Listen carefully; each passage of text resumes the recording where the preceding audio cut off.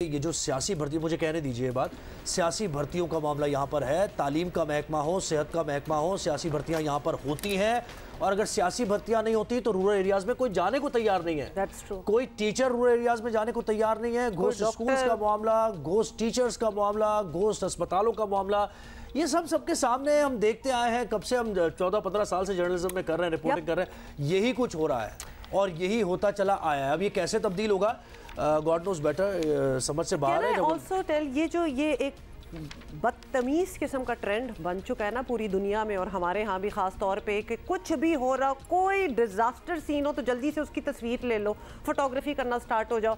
ये भी हुआ है। लेकिन इस सिस्टम पे तवज्जो दें कि आप हर डॉक्टर की, गायनोकोलॉजिस्ट की आप ड्यूटीज लगाएं ना। एक सिस्टम ऐसा बनाएं कि 6-6 महीने की ड्यूटीज हो, 6-6 महीने क्यों, 1-1 साल क्यों, लेकिन जाए तो वहां पर आपका रजिस्टर में नाम कहीं और लिखा हुआ रूरल एरिया में और आप बैठे हुए कराची में या हैदराबाद में और तनख्वाह आपकी आ रही है, तो ये सूरत हाल कैसे अवाम शर्म से डूब मरना चाहिए जो लोग ये करते हैं। खैर anyway, we have to move on. और अभी भी हम इस किस्से को नहीं छोड़ेंगे, इसकी इंक्वायरी होगी और हम पता करेंगे कि हुआ क्या है, और उसके बाद ये रेक्टिफाई कर रहे हैं सिचुएशन कि नहीं, बिकॉज दिस इज क्रिमिनल, मतलब this is inhuman and this is criminal. तो इसके तो हम पीछे पड़े रहेंगे। और भी बड़े मसले हैं जी, आगे चलते हैं। तो आपको जल्दी से ये भी बता दें कि हुकूमत और अद्वियात बनाने वाले जो इदारे हैं, फार्मास्यूटिकल कंपनीज हैं, उनके दरमियान खाम माल पर 17% 17% सेल्स टैक्स के नफाज पर इख्तलाफात जो हैं, उसका खमियाजा कौन भुगत रहे हैं जी? आवाम। तो जी, मुल्क में जान बचाने वाली जो मेडिसिन है, मेडिकेशन है, उस समेत रोज़मर्रा इस्तेमाल की जो दवाएं हैं, उनके हसूल में मुश्किलात दरपेश हैं और ख़दशा है कि सूरत हाल जो है वो अब मज़ीद ख़राब होगी। और अद्वियात बनाने वालों की नुमाइंदा तंजीम पाकिस्तान फार्मास्यूटिकल मैन्युफैक्चरिंग एसोसिएशन ने हुकूमत से खाम माल पर आए 17% सेल्स टैक्स ख़त्म करने का मुतालबा किया है। और यही नहीं बल्कि दवाओं की कीमतों में 20 से 25% फौरी इजाफे करवाने के मुतालबात भी किए हैं। माशाल्लाह, अंदाजा करें आप। पहले ही आपको पता है, something as simple as a painkiller जो कि हर जगह होनी चाहिए, लिटरली छोटे छोटे, मैं तो कहती हूँ मेडिकल स्टोर्स के अलावा सुपरमार्केट्स में भी आपको मिल जानी चाहिए, वो भी नहीं मिल रही है आजकल। बिल्कुल।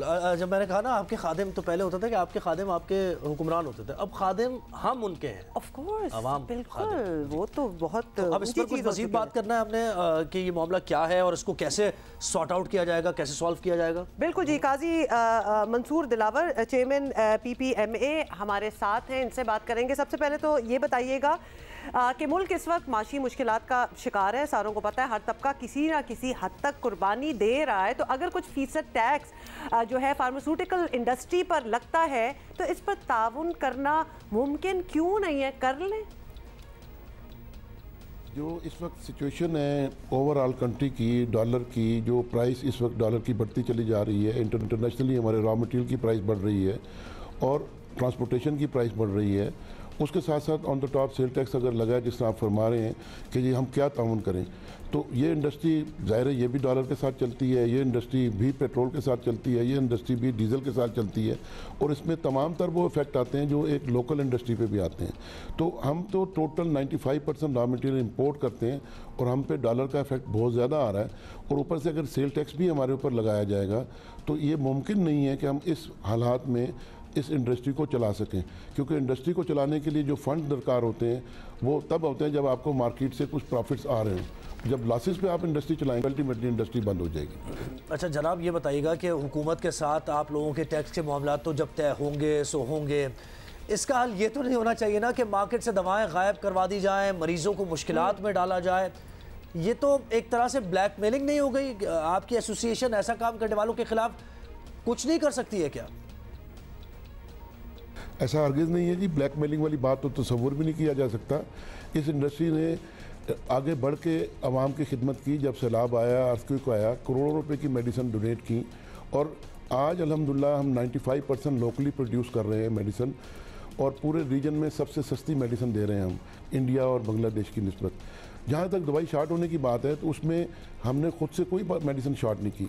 जो इफेक्ट्स आए हैं, जिस तरह मैंने पहले कहा, डॉलर का इफेक्ट आया है, टैक्स का इफेक्ट आया है, जो सेल टैक्स उन्होंने हम पे लगाया उसका इफेक्ट आया है, वो किसी सूरत में भी अब्जॉर्ब उन प्रोडक्ट पे नहीं किया जा सकता था जो MRP मीन रिटेल प्राइस से भी 1.5 गुना उसकी कॉस्ट हमारी ज़्यादा पड़ रही थी, क्योंकि हम यहाँ पे ख़ुद से प्राइस नहीं बढ़ा सकते। अच्छा, उसकी वजह से डेली आने वाले हर वक्त में, हर आने वाले दिन में मेडिसिन मैं मज़ीद बता रहा हूँ शॉर्ट होंगी। उसकी रीज़न कि इंडस्ट्री अपनी जेब से पैसा लगा के तो नहीं चलाई जा सकती जब तक उसमें प्रॉफिट ना हो, और आने वाले दिनों में जो मज़ीद शॉर्ट होगी वो इस वजह से शॉर्ट होगी कि जो रॉ मटेरियल लोगों के पास पहले पड़े हुए थे वो तो सब ने उसकी मेडिसिन बना के मार्केट कर दी। अब जैसे जैसे रॉ मटेरियल ख़त्म होंगे, उसको जब वो वाइबल नहीं रहेगा इंपोर्ट करना, तो ज़ाहिर है उसकी हम LCs नहीं खोलेंगे। जब ये इंडस्ट्री LC नहीं खोलेगी तो वो मेडिसिन शॉर्ट होगी। ऐसी सूरत में फिर इंपोर्ट होगा, और इंपोर्ट होगी तो वही प्राइस जो कि 100 रुपये की चीज़ है वो 500 रुपये में मिलेगी या स्मगल होकर आएगी। तो यहाँ पे मैं आपके तवज्जो से ये बात ज़रूर करना चाह रहा हूँ कि यहाँ पे कोई ऐसा रीज़न नहीं है कि हम मेडिसिन शॉर्ट खुद से कर रहे हैं। वो हमें, क्योंकि प्राइस की कैपिंग है, खुद प्राइस इंक्रीज नहीं कर सकते, उस वजह से हमें ये करना पड़ रहा है। अच्छा ठीक है, सारी आपकी बात समझ आ गई। काजी साहब एक और बात बताएं, इन तमाम मसाइल की बुनियादी वजह तो ये है ना कि अद्वियात का खाम माल जो है, रॉ मटेरियल जो है वो पाकिस्तान में दस्तयाब नहीं है। तो इतना अरसा हो गया इस इंडस्ट्री को पाकिस्तान में खाते कमाते, तो खाम माल की प्रोडक्शन पर काम क्यों नहीं हुआ? मतलब हम पाकिस्तान में एक पिन भी खुद नहीं बना सकते, चाइना से लानी पड़ती है, इस पर क्यों नहीं काम हुआ? खाते कमाते की बात तो मैं करूँगा, लेकिन आपने जो बात की कि अल्हम्दुलिल्लाह जो भी इंडस्ट्री चल रही होती है वो एक कमर्शियल पॉइंट ऑफ व्यू से इंडस्ट्री को लेकर चल रहे होते हैं। मैं इसके मुख्तसरन बता दूँ कि जब पाकिस्तान बना तो इंडिया ने और पाकिस्तान ने एक एग्रीमेंट किया था 10 साल बाद कि मल्टी नेशनल जितनी भी कंपनीज़ हैं वो लोकली मैन्युफैक्चरिंग करेंगे अपने रॉ मटेरियल भी। लेकिन इंडिया ने इसका पहरा दिया, पाकिस्तान में क्यों नहीं हो सका, ये तो 10 साल पाकिस्तान बनने के बाद की बात है। और उसके बाद जो लोकल 5% हम रॉ मटेरियल बना रहे थे आज से 3-4 माह पहले तक, तो हमारे पास कोई रॉ मटेरियल की पॉलिसी नहीं थी, और उसमें जो कास्ट हम यहाँ पे मार्केट में हमें बेयर करके मार्केट में हम प्राइस देते थे, उससे कम इंडिया से, चाइना से हमें यहाँ पे वो रॉ मटेरियल मिल जाता था इंपोर्ट करके। जब हमने आज से 3 माह पहले हमारी एक पॉलिसी आई जो कि API की पॉलिसी आई है, अब गवर्नमेंट ने हमें सिक्योर किया है, उसमें एंटी डंपिंग ड्यूटी लगा दी है उस पॉलिसी में, और बहुत सारे गवर्नमेंट ने बेनिफिट दिए हैं। तो इंशाल्लाह आने वाले वक्त में जिस तरह हम लोकल में 90% पे पहुँचे हैं मैन्युफैक्चरिंग में, फार्मा मैन्युफैक्चरिंग में, इंशाल्लाह हम रॉ मटेरियल में भी आने वाले 10 सालों में खुद कफील हो जाएंगे, जो कि हम 95% इंपोर्ट कर रहे हैं। जी जनाब, चेयरमैन PPMA काजी मंसूर दिलावर हमारे साथ थे और अपने मसाइल तो बता ही रहे थे, लेकिन इसके साथ साथ एक सॉफ्ट जो थ्रेट है वो भी दे रहे थे कि ड्रग रेगुलेटरी अथॉरिटी को वो बाईपास कर देंगे और फिर वो ड्रग्स बनाना बंद कर देंगे। फिर लोगों की ऑब्वियसली इससे यही होगा कि जो लाइफ सेविंग ड्रग्स है जो लोगों को चाहिए उनको जब नहीं मिलेंगी तो ऑब्वियसली अमवात होना शुरू हो जाएंगी। और आप मुझे ये बताएं कि आपने भी ये सारे मामला देखे, फार्मास्यूटिकल कंपनी, इनका जो नेक्सस है वो किसके सामने आया नहीं है।